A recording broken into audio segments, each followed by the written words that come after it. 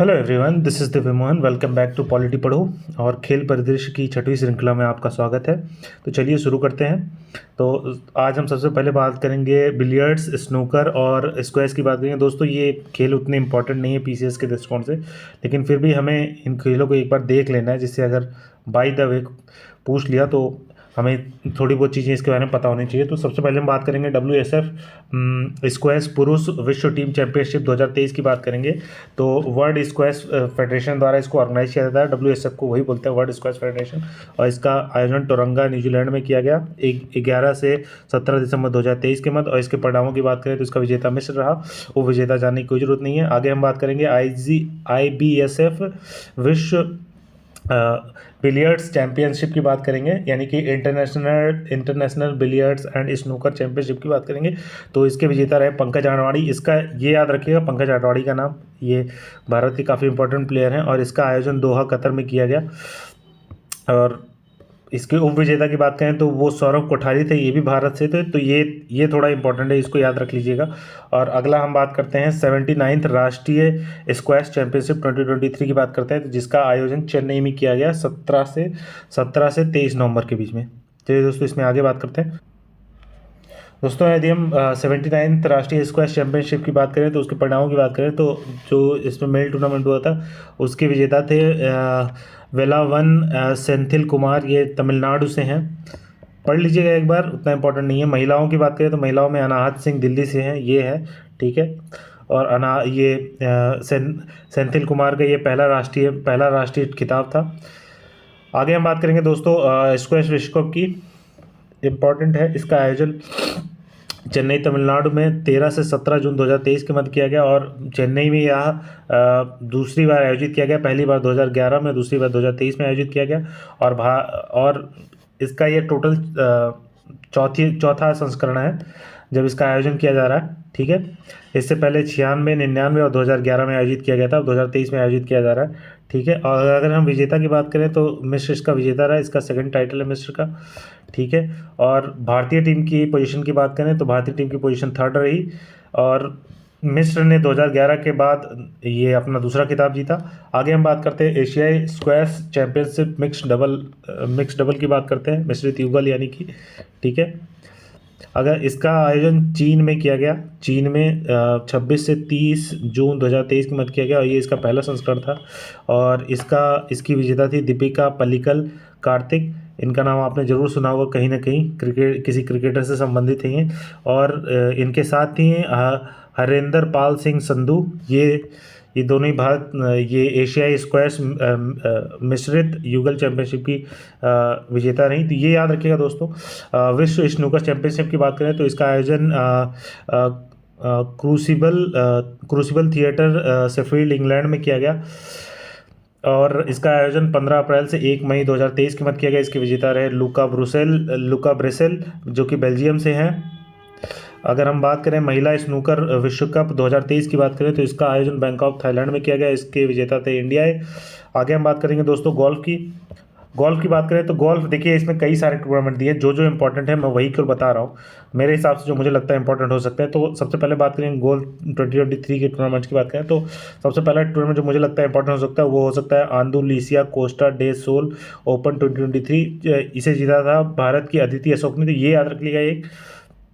आगे बात करते हैं दोस्तों, आगे हम बात करते हैं इसमें एक और टूर्नामेंट की बात करें जो मुझे लगता है इंपॉर्टेंट हो सकता है, वो है चेक लेडीज़ ओपन 2023, जिसे दीक्षा डागर ने जीता था। और अगले हम बात करें तो मैजिकल केन्या लेडीज़ ओपन, जिसे अदिति अशोक का नाम मैंने अभी पीछे लिया, वही अदिति अशोक हैं, उन्होंने ही जीता था। आगे हम बात करें तो PGTI प्लेयर्स चैंपियनशिप 2023, जिसे जीता था सचिन बैसोया, जो कि भारत से हैं, ठीक है।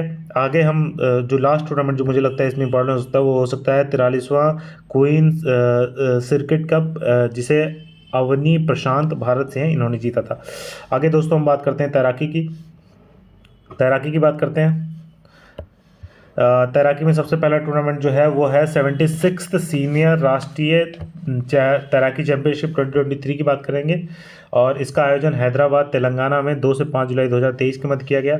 और हम इसके यदि पदक तालिका की बात करें तो पदक तालिका में शीर्ष स्थान पे कर्नाटका रहा, सेकंड पे रहा महाराष्ट्र और थर्ड पे रहा गुजरात। और हम सर्वश्रेष्ठ तैराकों की बात करें तो पुरुष में आर्यन नेहरा जो कि गुजरात से हैं, इन्होंने 4 स्वर्ण पदक जीते। ठीक है। और महिलाओं में बात करें तो लाइनेसा एक ही कर्नाटका से, इन्होंने 2 स्वर्ण 1 रजत पदक जीता। और टीम चैंपियनशिप की बात करें जो टीम गेम के रूप में होता है उसकी बात करें तो पुरुष में चैंपियन थे कर्नाटका और महिलाओं में भी कर्नाटका ही चैंपियन थे।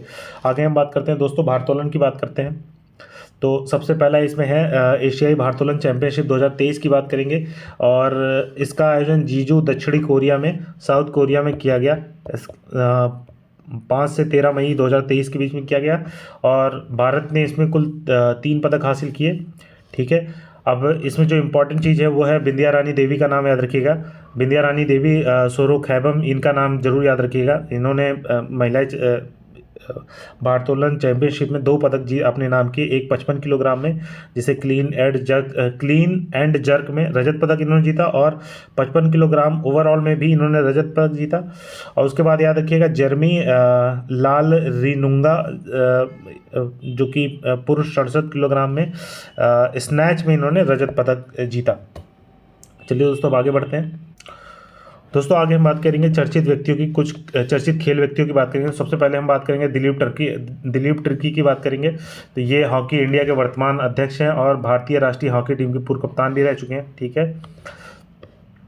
और बाकी इसमें इनसे रिलेटेड कुछ और इम्पोर्टेंट नहीं है। आगे हम बात करते हैं मैरी ईपर्स की बात करेंगे। ये इंग्लैंड की जो महिला राष्ट्रीय फुटबॉल टीम है उसकी गोलकीपर हैं। और इन्हें बीबीसी का नाम आपने जरूर सुना होगा। इन्हें बीबीसी की तरफ से sports personality of the year 2023 घोषित किया गया। और फीफा जो वुमेंस वर्ल्ड कप होता है 2023 में इन्हें गोल्डन ग्लव भी मिला था। तो ये याद रखिएगा इनका नाम। आगे हम बात करेंगे दोस्तों लिएंडर पेस एंड विजय अमृतराज की बात करेंगे। लिएंडर पेस आपको जैसे पता होगा हमारे द ग्रेट टेनिस प्लेयर हैं इंडिया के। ठीक है। इन्हें टेनिस हॉल ऑफ फेम में, international tennis hall of fame में चुने जाने वाले पहले व्यक्ति बन गए हैं ये दोनों ही व्यक्ति। ठीक है। हॉल ऑफ फेम में। और वर्ष 2019 की बात करें तो ली ना जो कि चीन की महिला है, उन्हें हॉल ऑफ फेम में शामिल होने वाली पहली एशियाई महिला सदस्य थी। तो ये महिला और पुरुष में थोड़ा नाम याद रखिएगा इन दोनों का। ठीक है। आगे हम बात करेंगे अंतिम पंघल की बात करें। अंतिम पंघल जैसा आपको क्या पता होगा ये हमारे यहाँ की पहलवान है। तो इन्हें जो है UWW यानी कि यूनाइटेड वर्ल्ड रेसलिंग के द्वारा इन्हें rising star of the year 2023 का पुरस्कार मिला। जय शाह की बात करेंगे।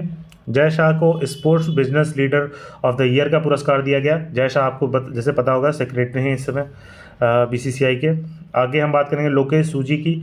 लोकेश सूजी इस समय भारतीय ई स्पोर्ट के निदेशक और एशियाई ई स्पोर्ट के उपाध्यक्ष भी हैं। तो इनका नाम याद रखिएगा। और इन्हें क्या किया गया है कि अंतर्राष्ट्रीय ई स्पोर्ट ने इन्हें 3 वर्षों के लिए अपनी सदस्यता समिति का सदस्य चुना है। तो इनका नाम याद रखिए। और ये पहले भारतीय व्यक्ति हैं जिन्हें ई स्पोर्ट की सदस्यता समिति का सदस्य 3 वर्षों के लिए चुना गया है। आगे याद रखिएगा दोस्तों परमजीत कुमार का। ये विश्व para power lifting championship senior वर्ग 49 किलोग्राम में स्वर्ण पदक जीतने वाले पहले भारतीय पैरा एथलेटिक्स बने। आगे हम बात करेंगे दोस्तों दूती चंद आपको पता होगा कि हमारे यहाँ की एक स्टार धावक हैं, लेकिन वर्तमान में थोड़ा ये गलत रीजनों की वजह से थोड़ा न्यूज़ में रही। चूँकि हुआ क्या ये डोपिंग टेस्ट में फंस गई जिसकी वजह से इनके ऊपर 4 वर्ष का प्रतिबंध लग गया है। तो 4 वर्ष तक ये अब पार्टिसिपेट नहीं करेंगी। चलिए दोस्तों अब आगे बात करते हैं कुछ और चर्चित व्यक्तियों की। आगे हम बात करेंगे शेख तलाल फहद अल अहमद अल सबा की बात करेंगे। इनकी बात करेंगे तो ये एशियाई ओलंपिक परिषद के नए अध्यक्ष हैं। ठीक है। आगे हम बात करेंगे किशोर कुमार जेना और अन्नू रानी की बात करेंगे। अन्नू रानी ये दोनों ही भारतीय भाला फेंक एथलीट हैं। ठीक है। और बेरूत में जो बेरूत यानी कि बेरूत जो है वो लेबनान में एक जगह है। ठीक है। और यहाँ पे राष्ट्रीय चैंपियनशिप में दोनों ने क्रमशः पुरुष और महिला जो भाला फेंक प्रतिस्पर्धाएं हुई थी उसमें स्वर्ण पदक जीता था। आगे हम बात करेंगे यशस्वी जायसवाल की। यशस्वी जायसवाल ने, जैसा आपको पता होगा, टेस्ट क्रिकेट के अपने डेब्यू मैच में शतक लगाया था। तो ये 17वें बल्लेबाज बन गए, भारतीय बल्लेबाज बने जिन्होंने डेब्यू मैच में शतक लगाया, ठीक है। और ये इन्होंने वेस्ट इंडीज़ के खिलाफ लगाया था, 171 रन बनाया था। आगे बात करते हैं दोस्तों सयाजरुल इद्रिस की बात करेंगे। ये मलेशियाई क्रिकेट खिलाड़ी है, मलेशियाई क्रिकेट खिलाड़ी है।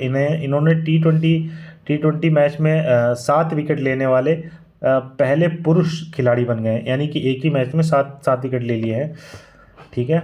उसके बाद हम बात करेंगे अंशुमान जिंगरन की बात करेंगे। ये मुंबई महाराष्ट्र के तैराक है और इन्होंने नॉर्थ चैनल पार करने वाले विश्व के सबसे युवा तैराक बन गए। आप दोस्तों, आप मुझे कमेंट करके बताइएगा, अपनी ज्योग्राफी की नॉलेज टेस्ट कीजिएगा, नॉर्थ चैनल कहाँ पड़ता है, ठीक है। और ये मात्र 18 वर्ष 125 दिन के हैं, तो बहुत ही यंग हैं और इन्होंने नॉर्थ चैनल को तैर करके पार कर लिया, ठीक है। इनका नाम याद रखिएगा, इनका नाम मैंने आपको बताया अंशुमान जिंगरन। आगे हम बात करेंगे अजीत अगरकर साहब की। अजीत अगरकर जो हैं वो बीसीसीआई की जो सीनियर सिलेक्शन कमेटी है उसके हेड बन गए हैं, ठीक है, यानी कि अध्यक्ष चुन लिया गया उनको, ठीक है। इतना ही है बस इसमें। आगे बात करते हैं आधव अर्जुन की बात करेंगे, जो कि बास्केटबॉल फेडरेशन के नए अध्यक्ष हैं, यानी कि BFI basketball federation of India के नए अध्यक्ष चुन लिए गए हैं। आगे हम बात करेंगे दोस्तों के गोविंदराज की, जो कि इंटरनेशनल बास्केटबॉल फेडरेशन एशिया के अध्यक्ष चुने गए हैं, तो इनका नाम भी याद रखिएगा, के गोविंदराज, ठीक है दोस्तों। आगे हम बात करेंगे शालिनी सिंह की। ये उत्तर प्रदेश लखनऊ की महिला NCC कैडेट है और इन्होंने हिमालय क्षेत्र में सफलतापूर्वक पर्वतारोहण का कोर्स पूरा करने वाली पहली भारत की महिला NCC कैडेट बन गई। तो ये हमारे लिए इंपॉर्टेंट हो सकती है शालिनी सिंह का नाम, कि महिला कैडेट NCC की पहली कैडेट है जिन्होंने एक पूरा पर्वतारोहण का जो कोर्स है वो कंप्लीट किया, तो इनका नाम दोस्तों याद रखिएगा। आगे हम बात करेंगे कुछ और चर्चित व्यक्तियों की बात करेंगे, तो उसमें सबसे पहले हम बात करेंगे भवानी देवी की बात करेंगे, जिनका संबंध तलवारबाजी चैंपियनशिप तलवारबाजी से है। और एशियाई तलवारबाजी चैंपियनशिप में कोई पदक जीतने वाली पहली भारतीय तलवारबाज बन गई है, मतलब कि एशियाई चैंपियनशिप में मतलब इन्होंने पदक जीता है, ठीक है।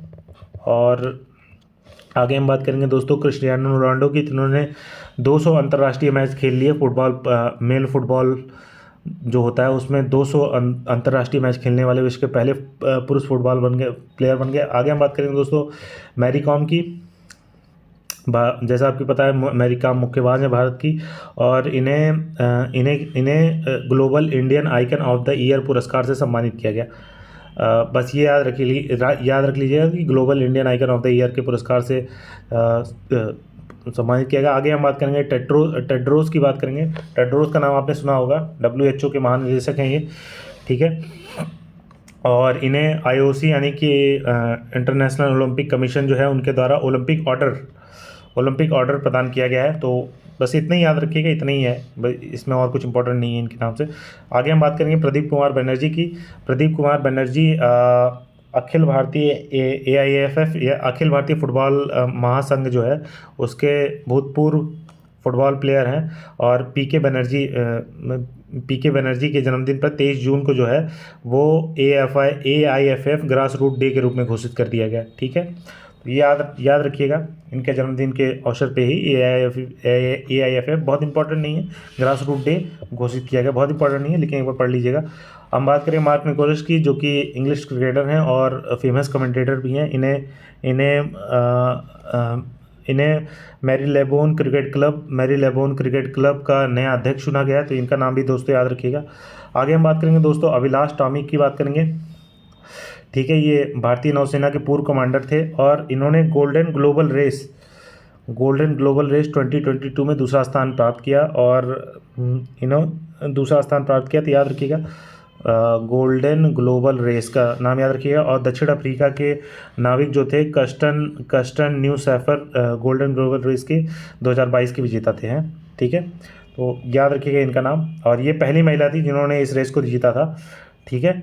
तो इस वजह से भी इनका नाम याद रखिएगा। और इसमें होता ये है कि गोल्डन ग्लोबल रेस में इन कि बिना किसी सहायता के अकेले ही पूरे विश्व का चक्कर लगाने के लिए एक नौका यानी कि एक याच की सहायता से पूरे विश्व का एक चक्कर लगाना होता है बिना किसी की सहायता के। तो इनका नाम याद रख लीजिएगा, हो सकता है पूछ ले अभिलाष टामी का। ठीक है, आगे हम बात करेंगे रानी रामपाल की। रानी रामपाल आपने पता होगा कि रानी रामपाल भारत की एक भारत की हॉकी टीम की प्लेयर हैं। ठीक है, और इनके नाम पर उत्तर प्रदेश के रायबरेली में एक स्टेडियम खोला जा रहा है जिसका नाम है रानी गर्ल्स हॉकी टर्फ का नाम दिया है। तो ये पहला अवसर भी है जब किसी महिला खिलाड़ी के नाम पर किसी स्टेडियम का नाम रखा गया है। तो ये याद रखिएगा दोस्तों। ठीक है, ये इम्पोर्टेंट भी है, रानी रामपाल का नाम ये इम्पोर्टेंट हो सकता है क्योंकि उत्तर प्रदेश से संबंध है इनका, तो इस वजह से भी इम्पोर्टेंट हो सकता है। दोस्तों आगे हम बात करेंगे कुछ जल्दी कुछ और अन्य चीज़ों की बात करेंगे। तो संपन्न रमेश सलार की बात करेंगे अन्य चर्चित व्यक्तियों में। ये पूरे महाराष्ट्र के तैराक हैं। उन्होंने पाक